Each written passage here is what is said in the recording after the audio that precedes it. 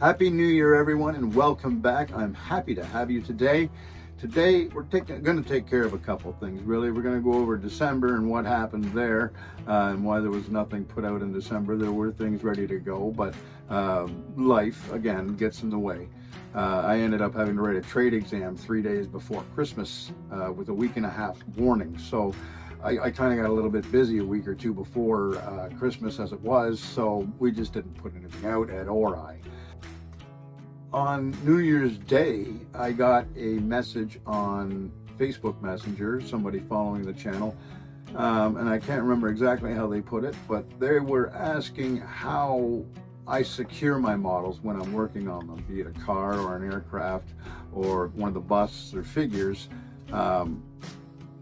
So I thought I would quickly go through what I use there and what I do there to make sure my model doesn't move around while I'm working on it if I need to secure it. First thing we use with a car body, I use one of these. It's a spring metal body holder. I'm sure most of you have seen these. If you don't have one, then that is. And that just, these fit in, they go down and they fit into holes on the end here, and they're spring metal. So when you squeeze them in to put the car body on, like that, it holds the body. And this one happens to be a carousel, so I can spin it around as I need it. If I need to tilt one side up, I can do that as well. See? So this is an old Galaxy 500. I don't have the windows for it, but I painted the body just to practice my chrome trim masking and stuff. Probably would have been a better one to use for my video over the white car. I've heard it's difficult to see in the how-to video, so I apologize for that.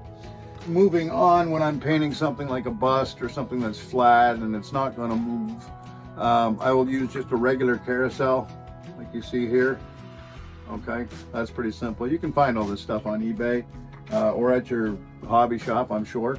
When it comes to aircraft, I use this. So these arms adjust this way. They go up and down, and you can rotate them around the radius. Like I've got this one here, rotated around the radius to show you. Now that holds your plane pretty securely. It doesn't have a carousel on it. I guess you could turn it into one if you loosen the bolt off, but I like it to be secure.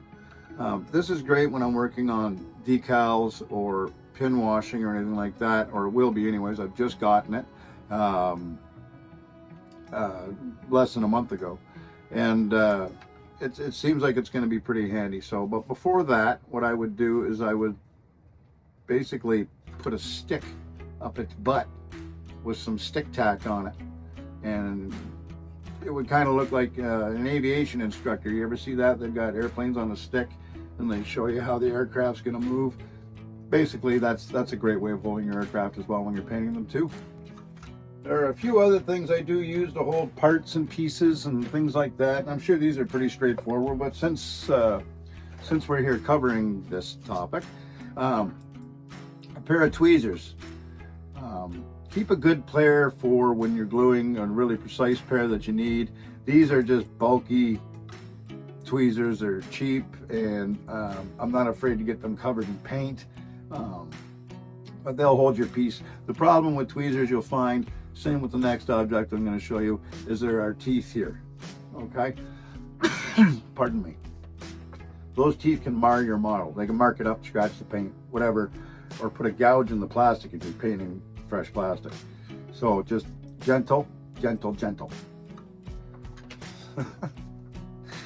Okay, and then the last thing I'm going to show you is these are, I believe they're called hemostats.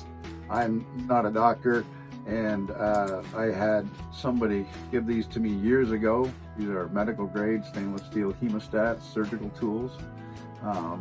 And they also have the teeth in them, but these are great because you can lock them and it'll hold something, and then you can hang it up with the part still locked onto it.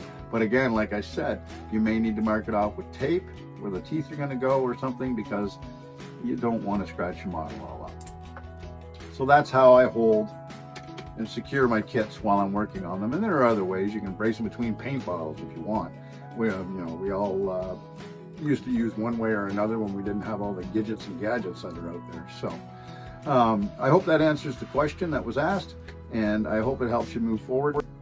There are more showcases coming, and there are more how-tos and discussion videos coming in 2026, and we should be starting to roll here within a couple days. Anyways, it was a wonderful thing today. I'm glad you joined me. I appreciate you stopping by. I'll see you next time.